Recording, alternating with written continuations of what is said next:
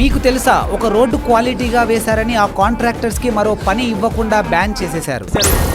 50 ఏళ్లకు పైగా రిపేరే రాని ఆ రోడ్డు గురించి ఈ వీడియోలో తెలుసుకుందాం. అరౌండ్ 1976 టైంలో హానెస్టీ అండ్ క్వాలిటీకి మేజర్ ఇంపార్టెన్స్ ఇచ్చే రెకాండో డెవలపర్స్ అండ్ కాంట్రాక్టర్స్ కి పూణేలోని జంగ్లీ మహారాజ్ రోడ్డు కన్స్ట్రక్షన్ పనిని అప్పగించారు. హాట్ మిక్స్ టెక్నాలజీ యూజ్ చేసి కేవలం 15 లక్షల్లో ఆ రోడ్డు కన్స్ట్రక్షన్ ని కంప్లీట్ చేసింది. దాంతో పాటు ఆ రోడ్డుకు 10 సంవత్సరాలు వారంటీ కూడా ఇచ్చారు. ఆ రోడ్డుకు గుంతలు పడితే ఫ్రీగా రిపేర్ చేస్తామని చెప్పారు. కానీ వాళ్ళకి ఆ అవకాశం రాలేదు. ఆ రోడ్డు వేసి సుమారు 50 సంవత్సరాలు అవుతున్నా ఇప్పటికీ చెక్కు చెదరలేదు. అక్కడ భారీగా వర్షాలొచ్చినా, ఇప్పుడు భారీగా ట్రాఫిక్ పెరిగిపోయినా రోడ్డుకు మాత్రం రిపేర్లు జరగలేదు. వేసిన 2-3 ఏళ్లకే ఇక్కడ రోడ్డు ఎక్కడుంది అని వెతుక్కునే పరిస్థితులున్న ఈ రోజుల్లో కొన్ని దశాబ్దాలుగా బలంగా ఉన్న ఈ రోడ్డు గురించి సివిల్ ఇంజనీరింగ్ క్లాసెస్ లో ఇప్పటికీ ఈ రోడ్డు క్వాలిటీని స్టూడెంట్స్ ఒక కేస్ స్టడీగా చదువుకుంటున్నారు. బట్ సర్ప్రైజింగ్లీ ఈ రోడ్డు వేసిన తర్వాత రెకాండో కంపెనీ బ్యాన్ అయ్యింది. పొలిటీషియన్స్ నుంచి ప్రెజర్ అండ్ ఇతర కాంట్రాక్టర్స్ నుంచి ఒత్తిడి రావడంతో వీరికి పనులు రాకుండా చేశారని ఇప్పటికీ అక్కడ చెబుతూ ఉంటారు. సో ఈ రోడ్డు కథ వింటుంటే నిజాయితీ